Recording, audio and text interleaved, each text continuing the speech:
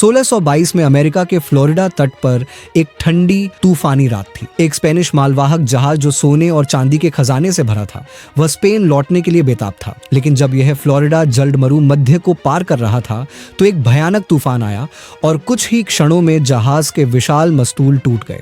लहरों के बल के कारण पिछला चप्पू भी टूट गया। कुछ ही देर में ओटोचा जहाज समुद्र की गहराई में डूब गया।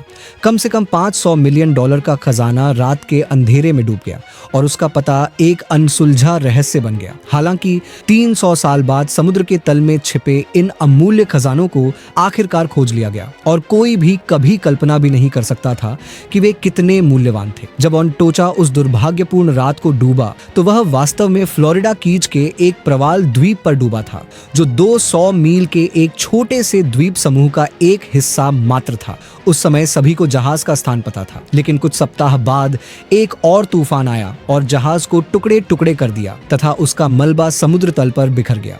लेकिन ऐसा लगता है कि यह पद हमेशा के लिए खो गया है। हालांकि इसकी समृद्धि का रिकॉर्ड कभी नहीं खोया गया। इस जहाज में 150 सोने की छड़ें, 1000 चांदी की छड़ें और 50 से अधिक खजाने की पेटियां थीं। कुल मिलाकर इन परिसंपत्तियों का मूल्य आज लगभग $500 अरब है। समय के साथ कई लोग इस खजाने की खोज में आए और अपने प्राणों की आहुति दी, लेकिन किसी को यह नहीं मिला। लेकिन अमेरिकी खजाना शिकारी मेल फिशर एक अपवाद था, जिन्होंने अपना पूरा जीवन पनडुब्बियों पर शोध करने में बिताया और अपनी पत्नी के साथ कैलिफोर्निया में एक डाइविंग स्कूल चलाया, जहां उन्होंने 60,000 से अधिक लोगों को गोताखोरी सिखाई। और इस कार खजाने की खोज में मेल और उसका परिवार फ्लोरिडा चले जाते हैं और खजाने की खोज शुरू कर देते हैं। बहुत कम उपकरणों, एक नाव और कुछ मेटल डिटेक्टरों के साथ उन्होंने अपनी खोज शुरू की।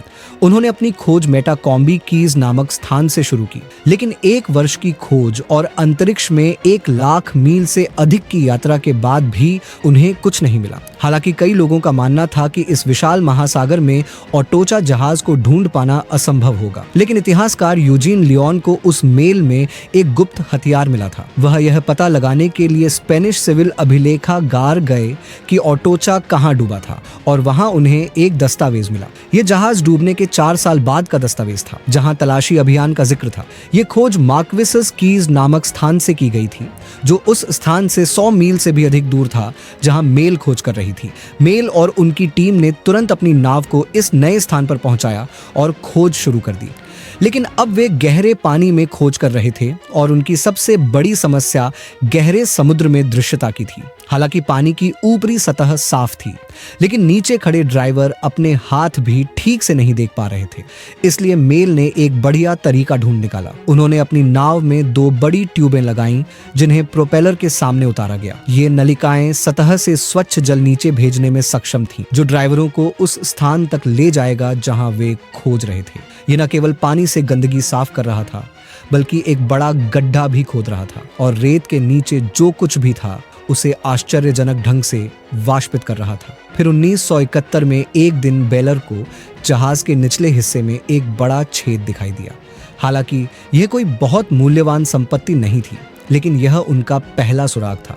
शायद असली खजाना ज्यादा दूर नहीं है। फिर कुछ और प्राचीन वस्तुएं सामने आईं, जैसे कप, तलवारें, तोप के गोले और यहाँ तक कि जहाज को एक साथ रखने के लिए इस्तेमाल की जाने वाली लोहे की कीलें। उन्होंने हर चीज पर नजर रखने के लिए एक नक्शा बनाना शुरू कर दिया, जहां प्रत्येक पाई गई वस्तु का स्थान अंकित किया गया था। कुछ दिनों के बाद नक्शे पर एक स्पष्ट रेखा बनने लगी और उन्होंने निष्कर्ष निकाला कि ओटोचा खजाना संभवतः हमेशा से कहीं न कहीं मौजूद था।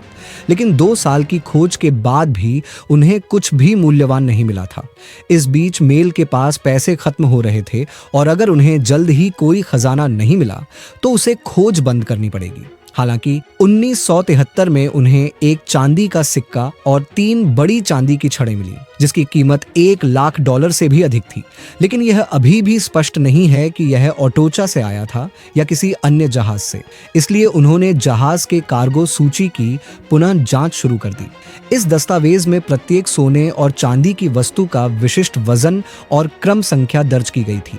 उन्होंने दस्तावेजों का विश्लेषण किया और पाया कि चांदी की सलाखों पर अंकित संख्याएं मैनिफेस्ट पर अंकित संख्याओं से मेल खाती थीं।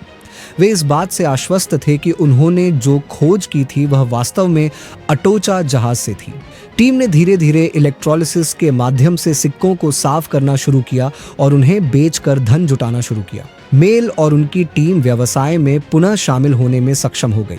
उन्होंने अधिक धन कमाने के लिए नई तकनीकों की खोज शुरू कर दी।